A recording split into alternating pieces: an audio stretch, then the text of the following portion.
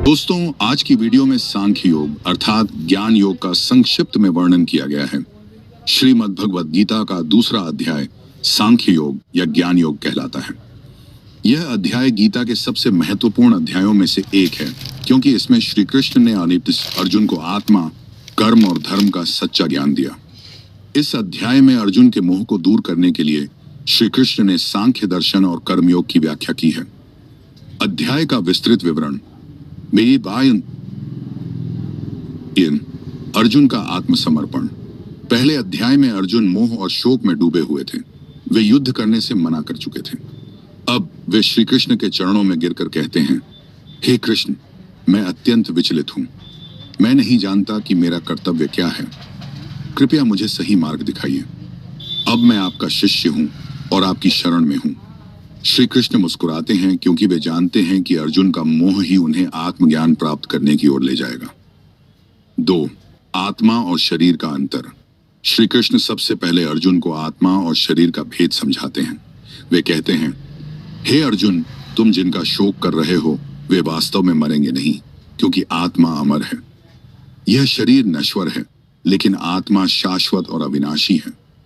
जैसे मनुष्य पुराने कपड़ों को त्याग कर नए कपड़े धारण करता है, वैसे ही आत्मा एक शरीर छोड़कर दूसरा धारण कर लेती है।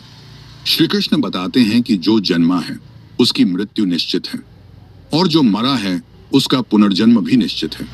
इसीलिए शोक करना व्यर्थ है। 3. कर्तव्य और धर्म और स्वधर्म का पालन।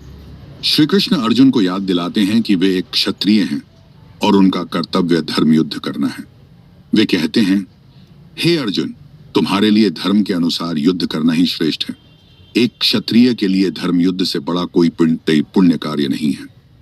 यदि तुम इस युद्ध से पीछे हटते हो तो लोग तुम्हें कायर समझेंगे और यह तुम्हारे लिए अपमानजनक होगा। श्री कृष्ण बताते हैं कि सच्चा योद्धा कर्तव्य के मार्ग से नहीं हटता, चाहे परिस्थितियां कैसी भी हों। 4.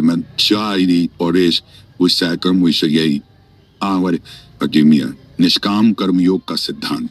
श्री कृष्ण आगे कर्मयोग की शिक्षा देते हैं, जिसे गीता का सबसे महत्वपूर्ण संदेश माना जाता है। वे कहते हैं, तुम कर्म करो लेकिन फल की चिंता मत करो। कर्म करते रहो लेकिन आसक्ति मत रखो।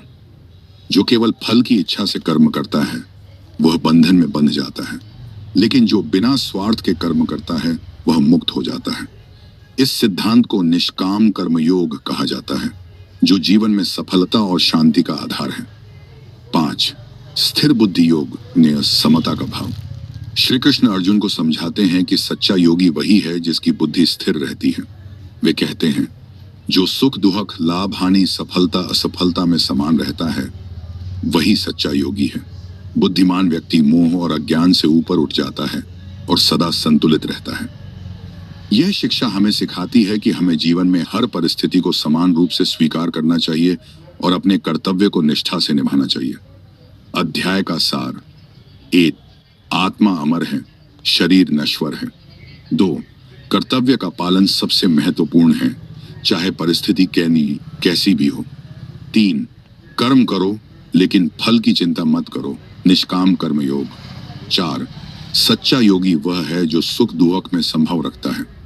शिक्षा। हमें अपने कर्तव्य का पालन करना चाहिए, बिना किसी मोह या भय के।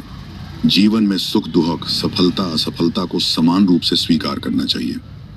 केवल फल की इच्छा से कर्म करने से बंधन बढ़ता है, लेकिन निस्वार्थ कर्म करने से मुक्ति मिलती है।